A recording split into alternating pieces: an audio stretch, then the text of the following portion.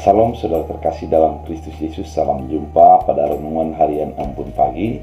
Hari ini pada awal pekan, kita akan mendengarkan firman Tuhan yang akan menuntun kita, menyegarkan kita, dan mengarahkan kehidupan kita untuk selalu berserah kepada keinginan dan keputusan Tuhan. Sebelum kita mendengarkan firman Tuhan, kita bersatu dalam doa. Damai sejahtera Allah yang melampaui segala akal dan pikiran, itulah yang melihara hati dan pikiranmu dalam Kristus Yesus Tuhan. Amin. Saudara terkasih, firman Tuhan untuk kita dari 2 Tawarikh 1 ayat 12 dalam bahasa Batak Angkola dikatakan, jadi harani i lehenok kumadiho haji suhon dot parbinotoan tambani i bainok kumaho murtuma murna murmakayo jana tarbonggal sumurung sian akaraja sangana di dia di hatiha nadung salpu bope di hatiha nagyoko. Dalam bahasa Indonesia, maka kebijaksanaan dan pengertian itu diberikan kepadamu.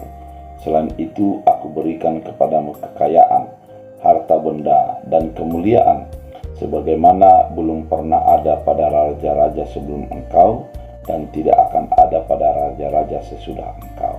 Demikian firman Tuhan. Saudara terkasih dalam Kristus Yesus, apabila kita ditanyakan apakah jawaban kita, pertanyaannya adalah apakah yang paling kau inginkan dalam kehidupanmu? Banyak orang akan meminta kepada jabatan, ada juga yang meminta kepada kekayaan, ada juga yang meminta kepada titel, nama-nama baik, dan yang lain-lain. Artinya, bagaimana dia menjadi memuaskan diri dengan apa yang ada bagi dia. Berbeda dengan Salomo, ketika dia meminta kebijaksanaan. Kebijaksanaan sesungguhnya adalah berguna bagi orang yang ada di sekitarnya. Karena fungsi ataupun dampak daripada kebijaksanaan itu bukanlah untuk dirinya sendiri, tapi menjadi bagaimana orang lain menikmati kebijaksanaan itu. Oleh karena itu, saudara terkasih di dalam Kristus Yesus, ketika Salomo ditanyakan apa yang dia minta, maka dia meminta kebijaksanaan. Dan luar biasanya, ketika itu dia minta, Allah memberikannya. Dan bukan hanya itu saja, dia diberikan pengertian dan diberikan kepadanya kekayaan, harta benda, dan kemuliaan.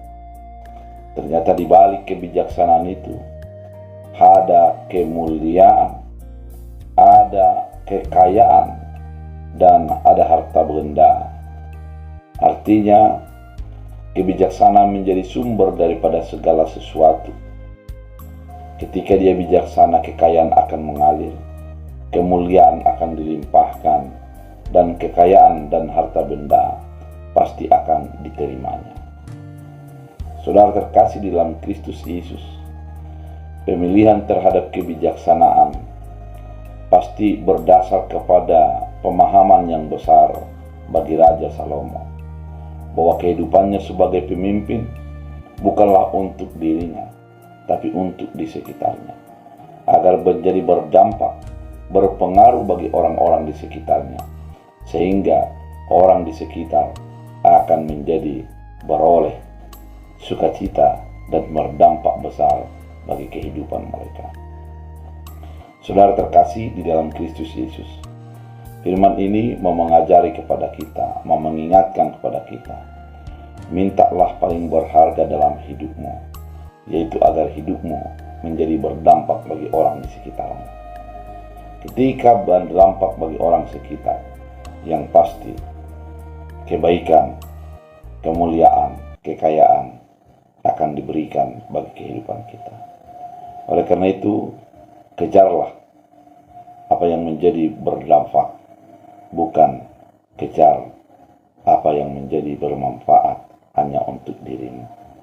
Berdampak akan mempengaruhi kepada sebuah sikap yang selalu menjadikan orang lain sebagai dampak daripada kebaikan yang kita lakukan, bukan untuk diri kita sendiri. Biarlah firman ini menjadi menguatkan dan menuntun kita. Kita berdoa. Terima kasih Tuhan atas firman yang begitu indah, mengingatkan kami, membimbing kami untuk meminta yang terbaik, agar orang di sekitar kami memperoleh kebaikan.